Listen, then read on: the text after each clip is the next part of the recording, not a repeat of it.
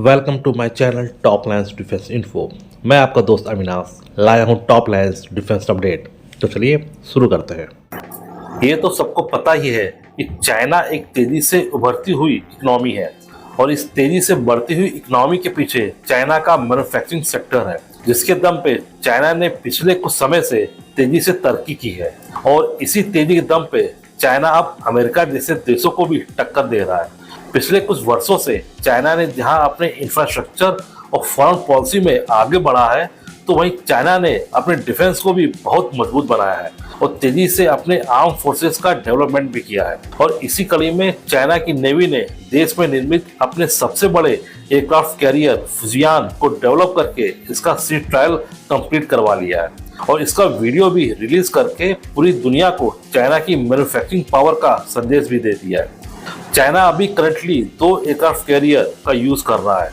पहला लियोनिंग, जो उसने 1998 में सोवियत से खरीदा था, और दूसरा सैंडोंग, जो उसने पहले एयरक्राफ्ट कैरियर को मैन्युफैक्चरिंग और रिसर्च करके जो एक्सपीरियंस लिया था उसके बेस पे डेवलप करा था। फुजियान चाइना का तीसरा और सबसे एडवांस एयरक्राफ्ट कैरियर है। ये एयरक्राफ्ट कैरियर अपने पिछले दोनों एयरक्राफ्ट कैरियर से काफी बड़ा और एडवांस है। चाइना ने अपने इस एयरक्राफ्ट कैरियर में पहली बार इलेक्ट्रोमैग्नेटिक कैटापुल्ट टेक्निक को सम्मिलित किया है। आपको बताता चलूं कि इलेक्ट्रोमैग्नेटिक कैटापुल्ट, जिसे शॉर्ट में इमाल सिस्टम भी कहते हैं, ये केवल यूएस के एयरक्राफ्ट कैरियर ही इस्तेमाल करते हैं, क्योंकि ये सिस्टम काफी लेटेस्ट टेक्निक पे बेस्ड है और इनको अमेरिका ने ही डेवलप किया है। और चाइना का फुजियान ऐसा पहला एयरक्राफ्ट कैरियर होगा जिसपे ये सिस्टम एक्टिवेट होगा, और वो भी यूएस की बिना किसी हेल्प के। इमाल सिस्टम काफी मामलों में अपने पहले के अन्य सिस्टम से ज्यादा एडवांस और हाई एफिशिएंसी वाला सिस्टम समझा जाता है। इमाल सिस्टम एयरक्राफ्ट कैरियर में इस्तेमाल होने वाले हर तरह के फिक्स्ड विंग वाले एयरक्राफ्ट को, चाहे वो कितने भी भारी हो, उनको एयरक्राफ्ट कैरियर से उड़ान भरवाने में सहायता करता है। जबकि अन्य सिस्टम में एयरक्राफ्ट को अपने पावर का इस्तेमाल करके उड़ना होता है, जिसके कारण एयरक्राफ्ट को अपने फ्यूल और वेपन्स को एक निश्चित मात्रा में लेके ही उड़ना होता है, जिससे इनकी रेंज और फायर पावर दोनों से कॉम्प्रोमाइज करना पड़ता है। चाइना ने जहां 2012 में अपने पहले एयरक्राफ्ट कैरियर को एक्टिवेट किया था, वहीं 2024 तक इसने 3 एयरक्राफ्ट कैरियर को तैयार कर चुका है। और इस बात से आप आसानी से ये अंदाजा लगा सकते हैं कि चाइना कितने एग्रेसिवली अपने नेवी का डेवलपमेंट कर रहा है। चाइना के पहले के दोनों एयरक्राफ्ट कैरियर जहां करीब 60,000 टन के कैरियर थे, तो वहीं फुजियान 80,000 टन का एयरक्राफ्ट कैरियर है। हालांकि चाइना के ये तीनों एयरक्राफ्ट कैरियर स्टीम टरबाइन पे बेस्ड है। फुजियान के 80,000 टन के होने से जहां फिक्स्ड विंग और रोटरी विंग के एयरक्राफ्ट ज्यादा बड़ी संख्या में आ सकते हैं, तो वहीं राशन और हथियार भी ज्यादा की मात्रा में कैरी करके चल सकता है। फुजियान में चाइना अपने J-15 एयरक्राफ्ट के अलावा भविष्य के 5th जनरेशन का एयरक्राफ्ट J-35 को भी डिप्लॉय करने का अनाउंस कर चुका है। इसके अलावा फुजियान में 8 J-18 helicopter, 4 J-9 utility chopper और 4 KJ-600 अवॉक्स को भी तैनात करने का इरादा है। खुद के प्रोटेक्शन के लिए फुजियान में क्लोज रेंज गन सिस्टम भी लगा है और शॉर्ट रेंज की मिसाइल भी इंस्टॉल की गई है। अब अगर बात करें कि चाइना के इस एयरक्राफ्ट कैरियर से इंडिया को क्या थ्रेट हो सकता है, तो ये बात किसी से छुपी नहीं है कि चाइना एशिया में अपने सामने इंडिया को सबसे बड़ा कॉम्पिटिटर मानता है और वो ये कभी नहीं चाहेगा कि इंडिया की नेवल पावर चाइना की नेवल पावर को टक्कर दे पाए। और इसी के साथ साथ चाइना अपने नेवी को अमेरिकन नेवी के समकक्ष लाना चाहता है, जिससे उसका रुतबा ऊंचा बना रहा है। और इसी रीजन से चाइना का इरादा इंडियन ओशियन में परमानेंट एक एयरक्राफ्ट कैरियर को बनाए रखना चाहता है और इंडिया चाइना के इस प्लान को किसी भी हालात में पूरा नहीं होने देना चाहता। अब इंडिया के सामने केवल 2 ही रास्ते हैं, या तो इंडिया भी अपनी नेवी को तीसरे एयरक्राफ्ट कैरियर को बनाने की अनुमति दे, जो कि 70 से 75,000 टन का INS विशाल के नाम से होगा, या फिर अपने एंटी-शिप मिसाइल को ज्यादा से ज्यादा लॉन्ग रेंज में कन्वर्ट करने का प्रयास करे। हालांकि इंडिया के पास ब्रह्मोस जैसी मिसाइल है, लेकिन ये अभी भी 500 किलोमीटर से कम रेंज में अवेलेबल है। तो वहीं इंडियन नेवी को भी नए तरह की मिसाइल स्मार्ट टॉर्पीडो को लॉन्ग रेंज के लिए डिप्लॉय करने की जरूरत है और ये दोनों मिसाइल सिस्टम अच्छा जवाब हो सकती है चाइना के फुजियान एयरक्राफ्ट कैरियर के अगेंस्ट।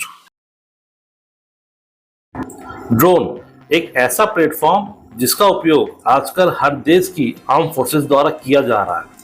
और इसका सबसे बड़ा एग्जाम्पल यूक्रेन और रशिया के बीच चल रहे जंग में दोनों तरफ की आर्म फोर्सेस द्वारा जबरदस्त तरीके से किया जा रहा है। ड्रोन द्वारा अपनी सीमाओं की निगरानी तो काफी पहले से ही हो रहा था, लेकिन अर्मेनिया और अजरबैजान के बीच हुए झगड़े में जिस तरीके से अजरबैजान ने TB2 ड्रोन का इस्तेमाल करके अर्मेनियन आर्मी को पीछे ढकेल कर जंग को जिताने में महत्वपूर्ण भूमिका निभाई, उसके बाद से हर देश को समझ आने लगा कि आगे आने वाला समय ड्रोन का ही होने वाला है। और इसी को देखते हुए कई देशों ने ड्रोन पे रिसर्च करके उनका डेवलपमेंट भी शुरू कर चुके हैं। इंडिया भी काफी समय से अपने बेड़े में शामिल सर्चर और हेरोन ड्रोन को, जो कि इजराइल से खरीदे गए थे, उनका उपयोग पाकिस्तान और चाइना की सीमाओं की निगरानी में करता आया है। और अब इंडियन आर्मी ने और अधिक एडवांस और अधिक एंडोरेंस वाले ड्रोन को खरीदने में दिलचस्पी दिखाई है। और इसी के तहत इंडियन आर्मी ने अपने इमरजेंसी परचेज के तहत एल्बिट सिस्टम और अदानी डिफेंस सिस्टम के ज्वाइंट वेंचर के तहत बनाए गए हर्मीस 900, जिसे हम दृष्टि 10 ड्रोन के नाम से भी जानते हैं, उनको 2 की संख्या में खरीदने की डील की थी, जिसमें इंडियन आर्मी को उसका पहला ड्रोन जून 18 को सौंप दिया जाएगा। इंडियन आर्मी इन ड्रोन को भटिंडा एयरबेस में तैनात करेगा, जिससे वेस्टर्न एरिया में पाकिस्तान से लगती हुई बॉर्डर की निगरानी में यूज किया जाएगा। इंडियन आर्मी से पहले इंडियन नेवी भी इस ड्रोन को अदानी डिफेंस से खरीद चुकी है। इंडियन नेवी भी इस ड्रोन को 2 की संख्या में खरीद रही है। इंडियन नेवी भी इन ड्रोन का उपयोग पाकिस्तान से लगती हुई समुद्री सीमाओं के सर्विलांस में करेगी। अदानी डिफेंस द्वारा बनाए गए ये ड्रोन मेक इन इंडिया के तहत बनाए गए हैं, जिसके तहत इन ड्रोन में 60% से ज्यादा पार्ट्स इंडिया में ही बनाए गए पार्ट्स से होना था। अदानी ग्रुप द्वारा जो इन्फॉर्मेशन दी गई है उसमें ये बताया गया है कि इन ड्रोन में 70% से ज्यादा पार्ट्स इंडिया में ही बनाए गए हैं। और इन ड्रोन की मांग जितनी बढ़ती जाएगी उतना ही इंडिजीनियस परसेंटेज बढ़ता जाएगा। अदानी ग्रुप द्वारा बनाए गए ये ड्रोन इंटेलिजेंस गैदरिंग, सर्विलांस और कम्युनिकेशन रिले रोल में यूज किया जाएगा। ये ड्रोन 36 घंटे तक हवा में फ्लाई कर सकते हैं और 30,000 फीट से ज्यादा की ऊंचाई पर उड़ सकते हैं।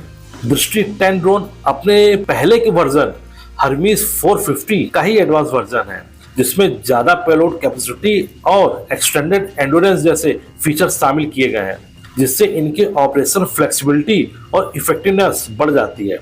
इंडियन आर्मी की तरह इंडियन एयरफोर्स भी इजराइल के ही हेरोन 1 ड्रोन का यूज लंबे समय से कर रही है और अभी कुछ समय पहले ही हेरोन मार्क 2 को 4 की संख्या में खरीदा गया है। हेरोन मार्क 2 हेरोन मार्क 1 का ही अपग्रेडेड वर्जन है और इसके साथ ही बहुत जल्द ही इंडिया के तीनों आर्म फोर्सेस को अमेरिका की जनरल एटॉमिक के 31 MQ-9B प्रीडेटर ड्रोन भी मिल रहे हैं, जिसमें इंडियन आर्मी और इंडियन एयरफोर्स को 8 ड्रोन मिलेंगे तथा इंडियन नेवी को 5 ड्रोन दिए जाएंगे। इंडिया द्वारा खरीदे जा रहे इन सभी ड्रोन से एक बात तो साफ है कि इंडिया भी अब समझ चुका है कि भविष्य ड्रोन का ही होने वाला है और अब वो इस फील्ड में पीछे नहीं रहने वाला। इसी तरह की डिफेंस न्यूज और फैक्ट्स की रेगुलर अपडेट पाने के लिए मेरे चैनल को लाइक और सब्सक्राइब जरूर कीजिए और हाँ, बेल आइकन दबाना मत भूलिएगा। जय हिंद।